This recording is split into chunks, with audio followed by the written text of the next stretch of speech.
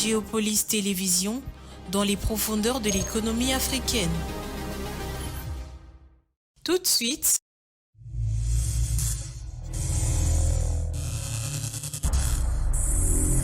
le journal.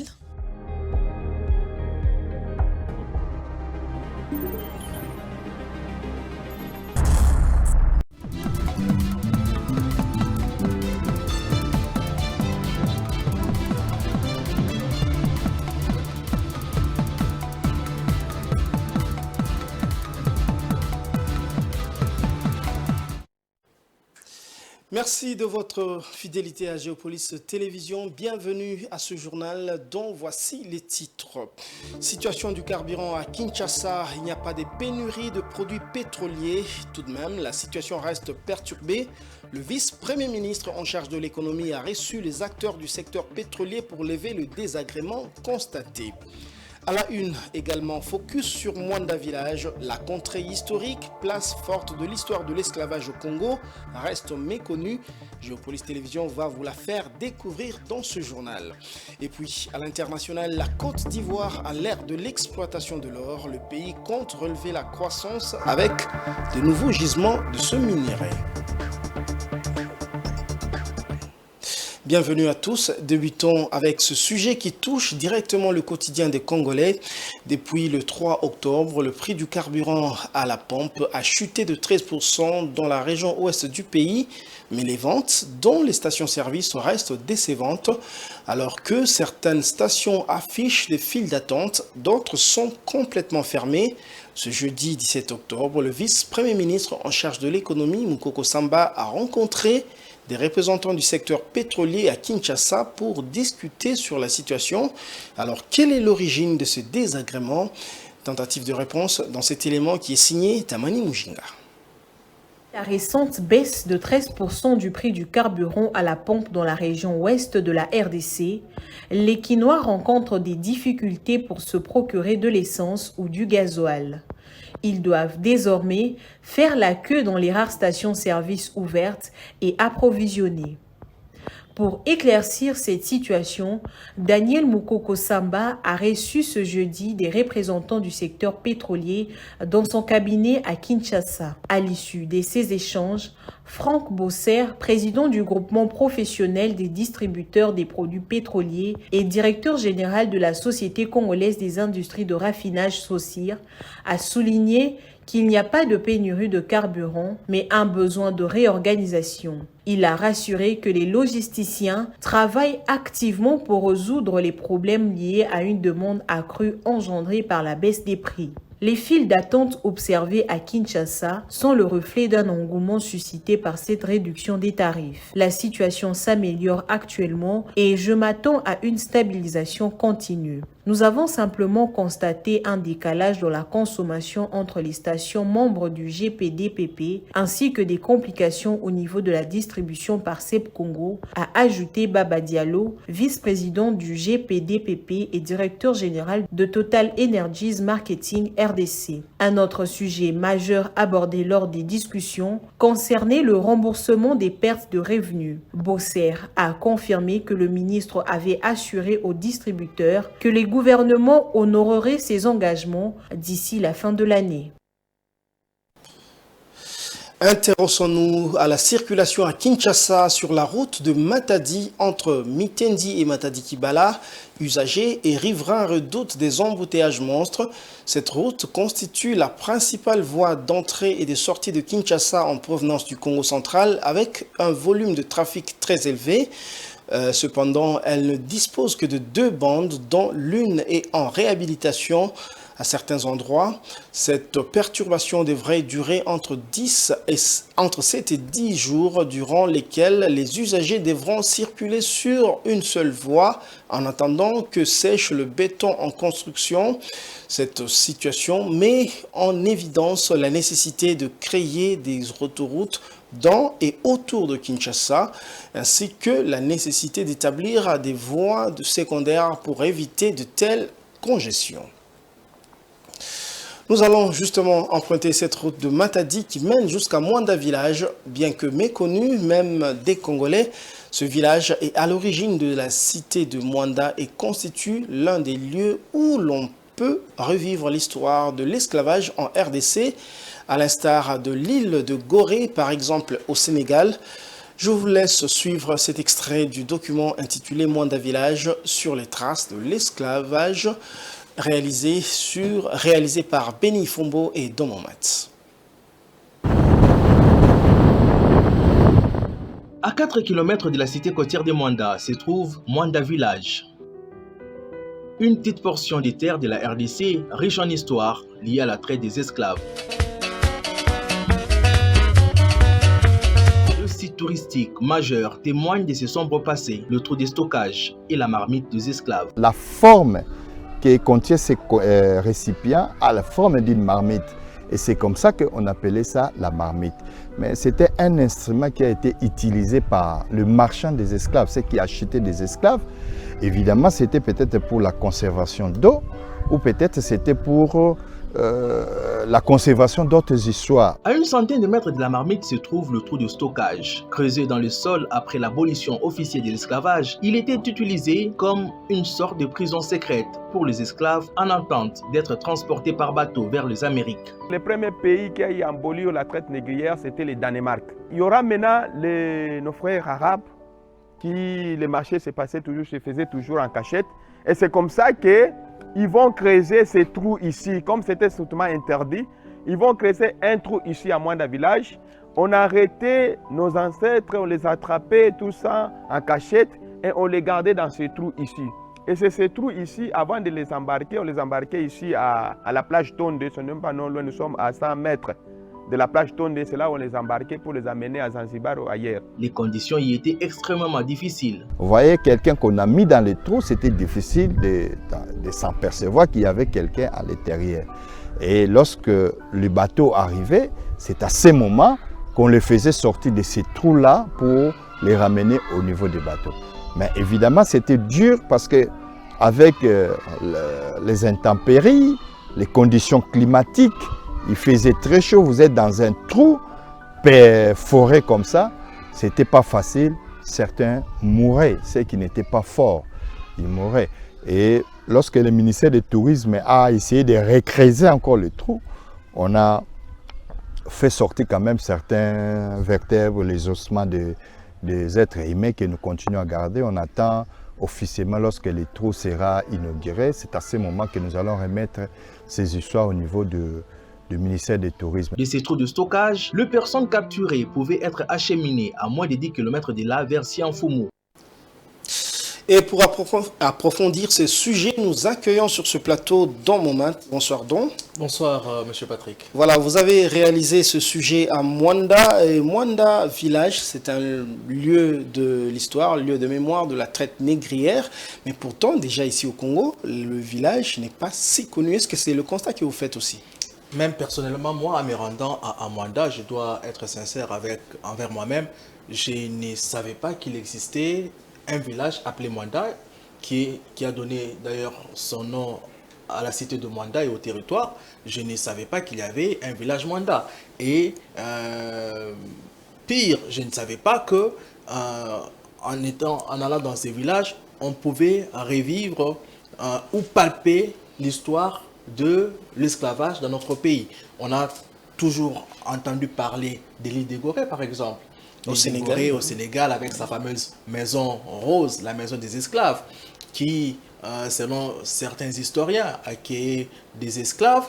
On a toujours entendu parler de Zanzibar, l'archipel de la Tanzanie, avec Tipo Tipo, lieu où s'effectue également la vente des esclaves. Pourtant, ce sont des lieux qui sont valorisés, connus comme tels dans le monde. Voyez-vous, l'île de Gorée, par exemple, a reçu même des grands dignitaires de ces mondes comme Nelson Mandela, Bill Clinton, et j'en passe. Pourtant, dans notre pays, nous avons également des lieux qui, en fait, sont un peu comme le site que je viens de vous indiquer. C'est justement le village de Mwanda. Et vous avez vu là, par exemple, la marmite des esclaves. Il y a mieux. C'est avant tout ce qu'on a évoqué dans cet extrait, qui est un extrait d'un documentaire. Vous avez vu... au-delà de la marmite des esclaves, vous avez vu le trou de stockage, lieu où étaient gardés les esclaves après l'abolition de l'esclavage. Et il y a surtout ce qui ressemble un peu à l'île des Gorée, c'est le site de Sianfoumou, un peu à 4 km du village Mwanda, à Sianfoumou, où vous retrouvez une forêt qu'on appelle la forêt Mvula. C'est là que le marchand d'esclaves autrefois gardait les esclaves en attendant que le bateau puisse arriver au niveau de l'océan, puisque Mwanda c'est aux abords de l'océan, et faire embarquer les esclaves pour les Amériques. Et donc, on a ça, on peut palper l'histoire de l'esclavage. En RDC, malheureusement, on l'ignore et voilà, c'est fort dommage par rapport à ça. Voilà, non seulement c'est historique, mais c'est aussi un haut lieu touristique potentiellement.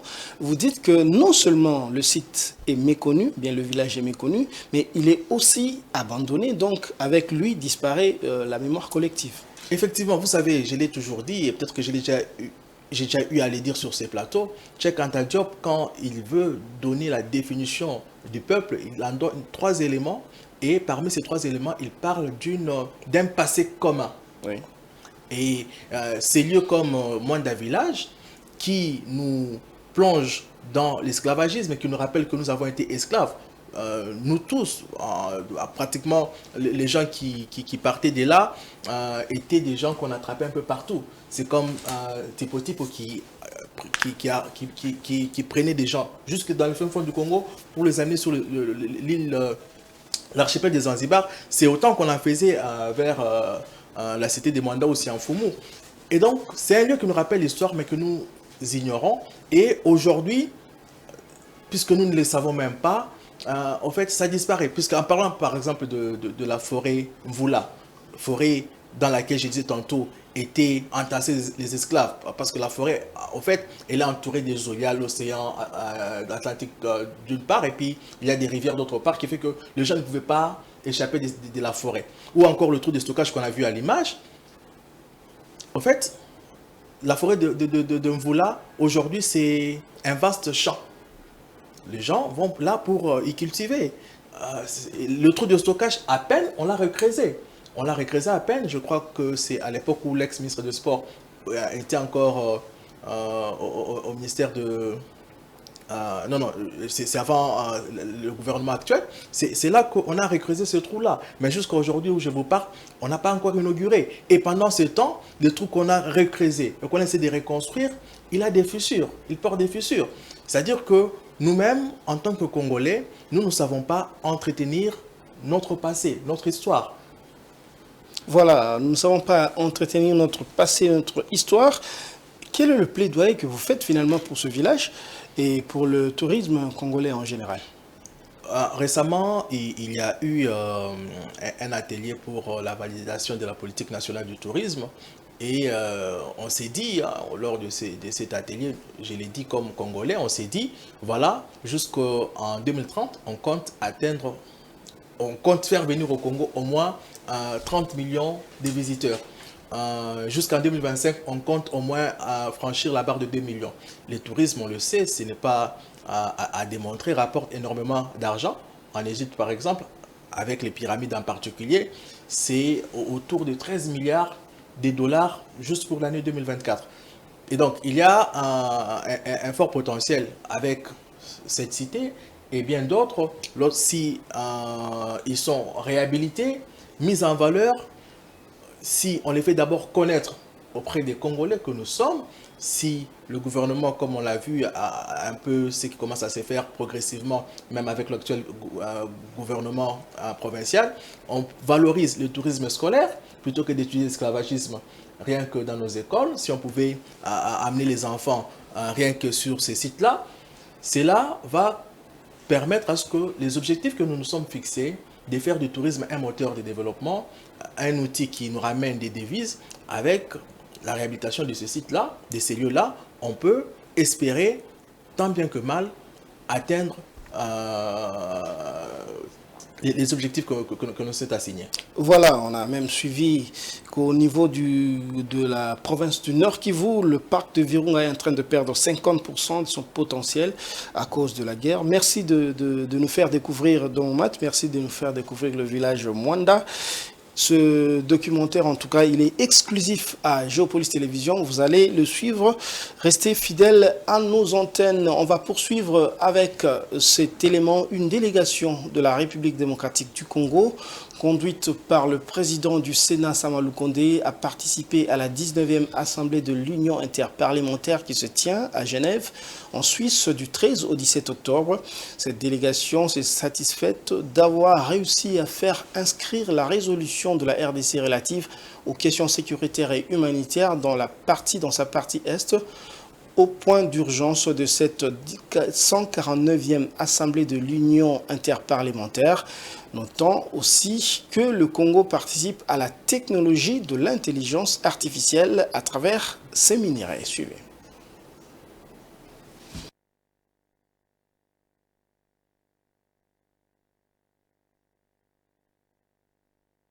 De cette rencontre de l'Assemblée générale de l'Union interparlementaire tenue à Genève.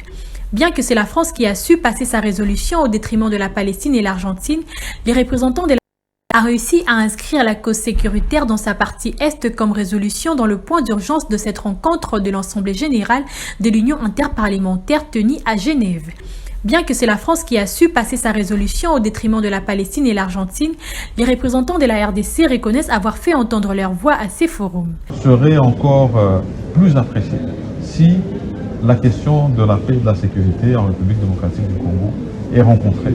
Parce que comme vous le savez, à l'est de la République démocratique du Congo, nous avons encore des bruits de bottes, mais surtout un grand nombre de déplacés. Nous avons actuellement la plus grande crise humanitaire, avec plus de 4 millions de nos compatriotes qui sont en dehors de chez eux, des mamans, des enfants. Et donc leur cri ne peut pas rester muet. Cette assemblée générale a eu pour thème exploiter la science, la technologie et l'innovation pour un avenir plus pacifique et durable. La RDC est un acteur majeur dans les secteurs mondiaux du numérique. Sur la thématique qui avait été annoncée, notamment les sciences, les technologies et l'innovation, nous avons mentionné que la République démocratique du Congo a fait des avancées dans ces 3 secteurs, non seulement du point de vue législatif, mais aussi dans l'action gouvernementale.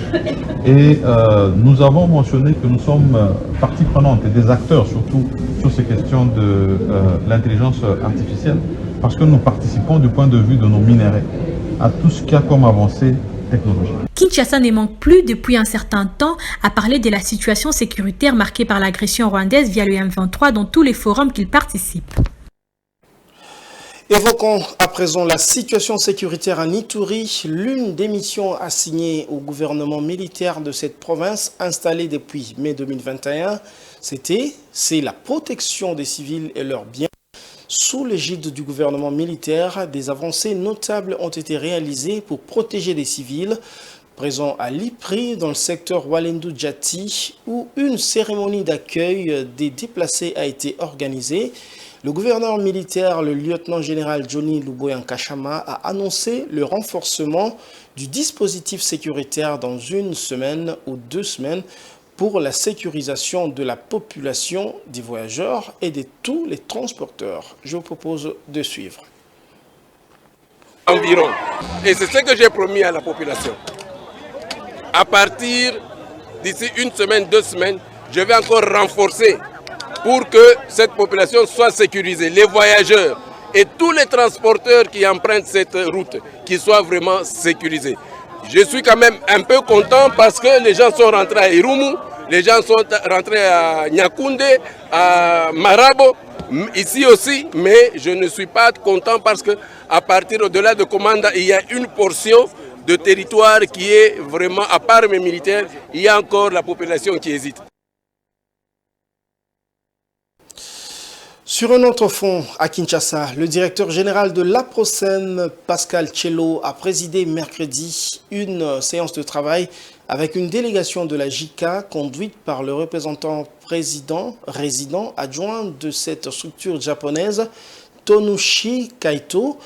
Au cours de cette séance, l'APROSEM et la JICA ont discuté sur la possibilité de la mise en place d'un cadre de partenariat qui faciliterait le partage d'expériences et de savoir-faire entre les deux structures. Jojo Moulamba, Giscard Tamba et Eli Kabea pour le reportage. C'est des savoir-faire. Partage d'expériences et des savoir-faire, c'est autour de cette thématique qu'a tourné cette séance de travail entre l'APROSEM et la JICA. Pendant près de 2 heures, les deux structures ont discuté sur la possibilité de mettre en place un cadre de partenariat. Bien avant la discussion, le directeur général Pascal Tchello a présenté à la délégation de la JICA les missions, les défis et les attentes de sa structure dans le cadre de cette collaboration. De son côté, le représentant résident adjoint de la JICA a rassuré sur la disponibilité de son agence à soutenir cette initiative.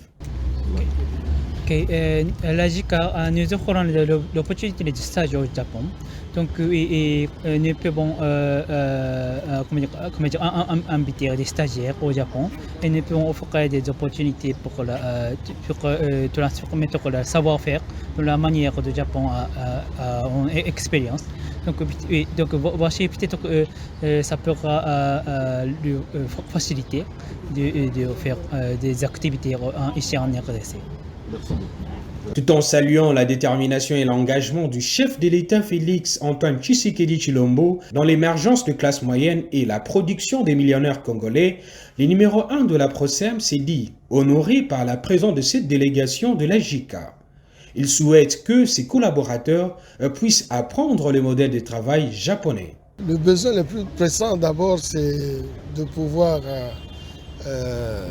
avoir un cadre d'échange d'expérience, savoir ce qui s'est fait en termes de développement ou de promotion des classes moyennes dans d'autres pays, notamment au Japon. Et vous savez que du Japon, nous avons beaucoup à apprendre. D'abord, le travail, la vertu du travail, la culture du travail, l'ordre, la discipline, et le sens d'organisation. Et ça, nous avons encore à apprendre de japonais. Et c'est ça qui constitue le socle d'une promotion véritable de classe moyenne. Cette rencontre APROSEM et JICA ouvre la voie vers une nouvelle ère de coopération pour le développement de la République démocratique du Congo. Chaque 17 octobre, le monde célèbre la journée internationale de l'élimination de la pauvreté, une occasion de promouvoir le dialogue entre les personnes vivant dans la pauvreté et la société dans son ensemble. Cette année, cette journée est particulièrement significative en République démocratique du Congo, où elle se déroule dans un contexte de crise marqué par des grèves des enseignants, des médecins et des magistrats. Ces professionnels réclament des meilleures conditions de vie et de travail. Rositi Yoyo. La journée internationale pour l'élimination de la pauvreté célébrée chaque 17 octobre a été instaurée pour sensibiliser à l'impact dévastateur de la pauvreté et promouvoir des actions communes pour garantir des droits humains. En 2024, le thème choisi est mettre fin à la maltraitance sociale et institutionnelle et agir ensemble pour des sociétés justes, pacifiques et inclusives. Cette thématique résonne particulièrement en République démocratique du Congo, un des pays les plus pauvres au monde. Cette année, environ 75% de Congolais vivent avec moins de 2,15 $ par jour, illustrant une réalité alarmante. Environ une personne sur 6 vivant dans une extrême pauvreté en Afrique subsaharienne réside en RDC. Cette situation est exacerbée par un contexte économique difficile où la dette publique représente un risque modéré avec un chiffre qui passe de 22% du PIB en 2022 à 21,5% en 2023. La corrélation entre la pauvreté et les grèves qui touchent actuellement différents secteurs tels que l'éducation et la santé est indéniable. Les enseignants du secteur public persistent dans leur grève dénonçant des conditions de travail précaires et des promesses non tenues par l'État. Les professionnels de la santé font écho à cette insatisfaction revendiquant des meilleures rémunérations et des conditions de travail. Les magistrats, souvent considérés comme le mieux rémunérés, se font également entendre, réclamant non seulement des augmentations de salaire mais aussi des meilleures conditions de travail. Cette grogne généralisée souligne un mal profond au sein de la fonction publique et contribue à l'aggravation de la pauvreté car l'éducation et la santé sont des leviers essentiels pour sortir de ces cycles de misère. L'UNESCO est convaincue que la lutte durable contre la pauvreté passe par le renforcement des capacités des individus par l'éducation, les sciences, le soutien à l'économie créative qui sont autant des gisements d'emploi que des leviers de fierté et de dignité. Il est impératif que le gouvernement congolais prenne des mesures concrètes pour répondre à ces revendications car la création d'emplois durables et amélioration des conditions de vie sont essentiellement pour éradiquer la pauvreté. Des entreprises solides, qu'elles soient petites ou grandes, jouent un rôle crucial dans le développement économique et la création d'emplois. En investissant dans ces secteurs, le gouvernement peut non seulement améliorer la situation de travail, mais aussi réduire le nombre de personnes vivant dans la pauvreté. Et dans ce contexte, il est crucial de s'interroger sur les conditions de travail. Selon l'Organisation internationale du travail, 6300 personnes meurent tous les jours, soit d'un accident au travail, soit d'une maladie liée au travail. Et en République démocratique du Congo, les travailleurs, pour la plupart, ne bénéficient pas de la sécurité requise pour assurer leur survie sur le lieu de travail. Que faire à cette situation, face à cette situation ? Tentative de réponse dans cette réflexion. Suivez. Chaque jour, 6300 personnes perdent la vie en raison d'accidents du travail ou de maladies liées à leur activité professionnelle. Selon l'Organisation internationale du travail, cette réalité alarmante souligne l'importance cruciale d'adopter des mesures de prévention efficaces. Il est pourtant possible, selon les experts, de réduire ces tragédies en garantissant la sécurité et la santé des travailleurs. En République démocratique du Congo, de nombreuses entreprises ne respectent pas les normes minimales requises pour assurer le bien-être de leurs employés sur le lieu de travail. Cette négligence met en péril la vie des travailleurs et affecte également la productivité des entreprises. La sécurité et la santé au travail ne sont pas seulement des obligations légales, elles sont également des leviers essentiels pour améliorer le rendement des employés et accroître la compétitivité des entreprises dans leur secteur d'activité. Des conditions de travail saines peuvent réduire l'absentéisme et favoriser un climat de travail positif. Ce qui est bénéfique tant pour les employés que pour les employeurs, soutiennent les experts. De maladies chroniques telles que la tuberculose, le VIH-Sida, divers types de cancers et d'autres affections touchent souvent les plus jeunes au sein du milieu professionnel. Cette situation souligne l'urgence de sensibiliser les travailleurs, en particulier les jeunes, aux mesures préventives à adopter pour lutter contre ces maladies. Il est crucial de promouvoir les dépistages volontaires et d'encourager le bilan de santé régulier dans les hôpitaux. Cela permettra non seulement d'éradiquer ces maladies dans le milieu professionnel, mais aussi de réaliser des économies significatives pour les entreprises en réduisant le coût lié à l'absentéisme et aux traitements médicaux. Du sport à présent, les Léopards Seigneurs Dames vont affronter les Crânes de l'Ouganda en amical au Stade des Martyrs. Les dames se préparent pour la CAN féminine Maroc 2025 avec 2 matchs amicaux contre l'Ouganda à Kinshasa le 27 et 30 octobre 2024 prochain. Suivez ce commentaire, il est signé Plest Kouzola, mais il est rendu par Francine Moukeba. La Fédération congolaise de football association ne souhaite pas que les Léopards Dames Seniors de la RDC puissent faire de la figuration lors de sa participation à la prochaine Coupe d'Afrique des Nations de la spécialité, raison pour laquelle les rencontres internationales amicales se multiplient pour permettre la mise en place d'une équipe congolaise très compétitive. Après la double confrontation internationale contre les Marocaines et les Sénégalaises, les Léopards Dames de la République démocratique du Congo auront une nouvelle double confrontation internationale contre les Ougandaises au Stade des Martyrs de la Pentecôte de Kinshasa les 27 et les 30 octobre 2024. La nouvelle a été annoncée le mercredi 16 octobre à travers les réseaux sociaux de la FECOFA. La 15e édition de la Coupe d'Afrique des Nations féminines de la CAF aura lieu du 5 au 26 juillet 2025 au Maroc. Pour rappel, 12 pays ci-dessous, à savoir les Maroc, pays hôtes, l'Algérie, les Botswana, la RDC, les Ghana, les Mali, les Nigeria, les Sénégal, l'Afrique du Sud, la Tanzanie, la Tunisie et la Zambie tenteront de succéder au palmarès à l'Afrique du Sud, vainqueur de l'édition précédente organisée par les Maroc. L'actualité, c'est également en dehors des frontières congolaises. Place à présent à la page internationale.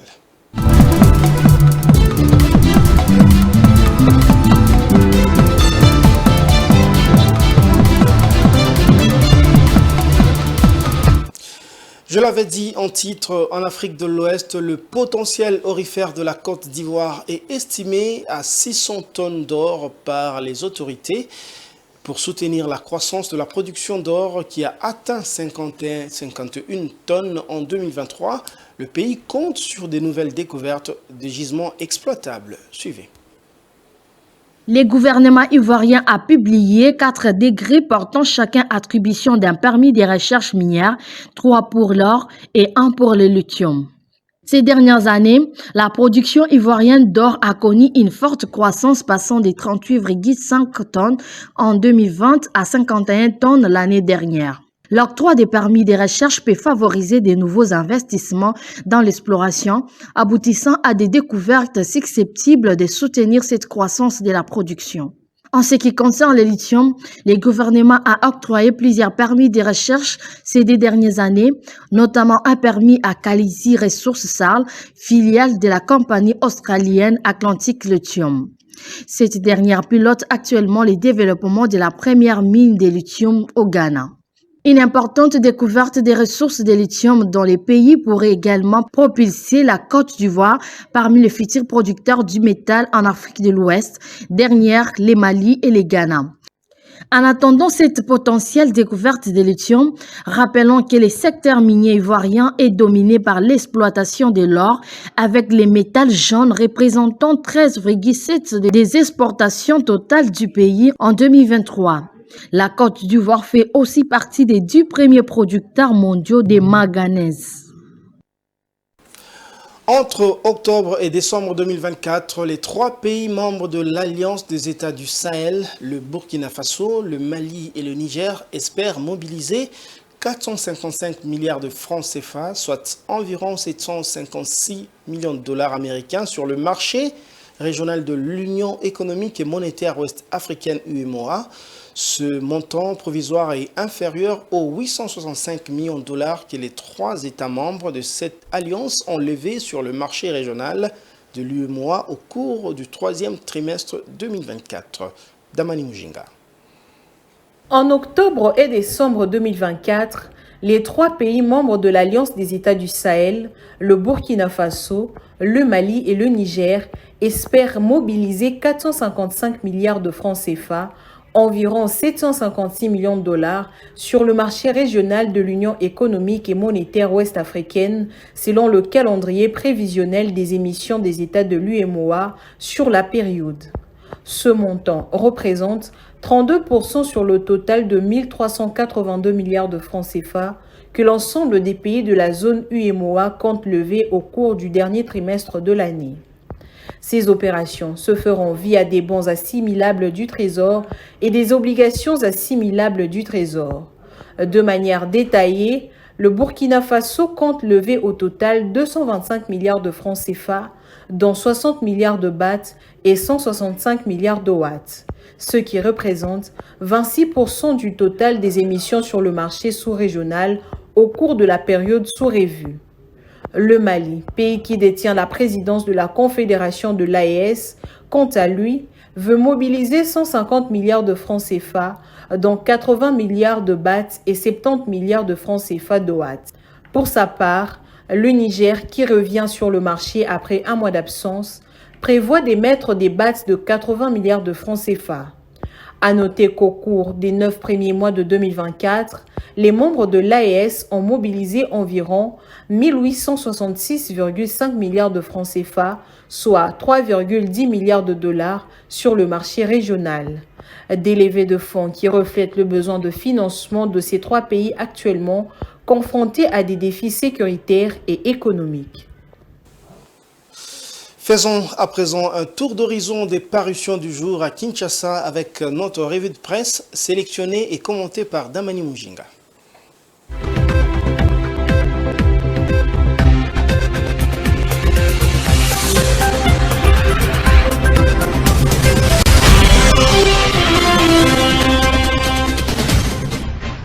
Mesdames, Messieurs, bonsoir et bienvenue à cette revue de presse. Commençons avec Info 27 qui rapporte que le gouvernement dirigé par Judith Souminois est sous pression en raison d'une grogne sociale grandissante. Le cycle primaire des écoles publiques est paralysé depuis plus de 3 mois suite à une grève généralisée des enseignants. Ce mécontentement s'étend également aux médecins du syndicat des médecins du Congo qui réclament des revalorisations salariales et l'amélioration de leurs conditions de travail. Il est clair que le gouvernement fait face à une pression considérable et la situation semble loin de se stabiliser. À l'Assemblée nationale, poursuit le tabloïd, les députés affichent une fermeté inattendue envers l'équipe gouvernementale. Les préoccupations des enseignants sont particulièrement mises en avant lors de l'examen de la reddition des comptes du budget de l'État pour l'exercice 2023 qui s'est transformé en une tribune d'attaque directe contre le gouvernement. Certains membres sont même menacés d'éjection de leurs fonctions. Ce climat d'effervescence sociale place le gouvernement à un tournant décisif. Des mesures rapides et efficaces sont indispensables pour rétablir la confiance du public. De son côté, le journal annonce une grande marche des opposants à la révision constitutionnelle. Ces opposants invitent les Congolais à se dresser contre ce qu'ils qualifient de dérive autoritaire. Les organisateurs précisent que la date et les itinéraires de la marche seront communiqués très prochainement après consultation avec les forces vives du pays. La référence, quant à elle, s'interroge sur le compte rendu de la 5e réunion de Luanda, le qualifiant de chiffon. Le Rwanda, dont les forces armées soutiennent les rebelles du M23 en RDC, a conditionné son retrait du sol congolais à la neutralisation des FDLR. Cela a été révélé par la chef de la diplomatie congolaise au Conseil de sécurité de l'ONU. Bien que la RDC ait accepté un plan harmonisé pour cette neutralisation, il semble que la confiance soit rompue. Le ministre rwandais des Affaires étrangères de retour à Kigali a clairement indiqué que le Rwanda ne respectait pas les engagements pris. Cette situation, estime la consoeur, souligne la nécessité pour Kinshasa de demander des négociations directes entre le Rwanda et le FDLR, ces rebelles étant essentiellement rwandais. En matière de santé, le Forum des As annonce l'arrivée de 5 millions de doses supplémentaires de vaccins contre la pox attendues en novembre à Kinshasa. Ces doses en provenance des États-Unis, de l'Union européenne et du Japon visent à élargir la vaccination dans d'autres provinces. Monsieur Maurice Ilunga du programme élargi de vaccination a confirmé cette information, précisant que le pays n'a pas encore reçu les vaccins appropriés pour les enfants. Pour conclure, terminons sur une note environnementale avec la prospérité. L'Observatoire volcanologique de Goma a annoncé que le volcan Nyamulagira est en éruption depuis le 13 octobre. Une lueur ardente est visible depuis Goma, confirmée par Charles Balagizi, directeur scientifique de l'OVG.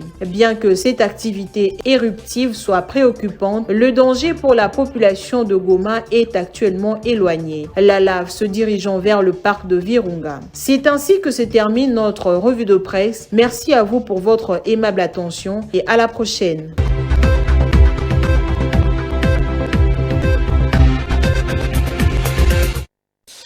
Et c'est la fin de cette édition, mais avant de la boucler complètement, je vous en rappelle ces 3 principaux titres. Situation de carburant à Kinshasa, il n'y a pas de pénurie des produits pétroliers. Tout de même, la situation reste perturbée. Le vice-premier ministre en charge de l'économie a reçu les acteurs du secteur pétrolier pour lever le désagrément constaté. Et puis, vous l'avez suivi, focus sur Mwanda Village, la contrée historique, place forte de l'histoire de l'esclavage au Congo, reste méconnue. Géopolis Télévision vous l'a fait découvrir dans ce journal. À l'international, la Côte d'Ivoire, à l'ère de l'exploitation de l'or, le pays compte relever sa croissance avec de nouveaux gisements de ce minerai. Fin de cette édition, merci de l'avoir suivi et bonne suite de programme sur votre chaîne Géopolis Télévision.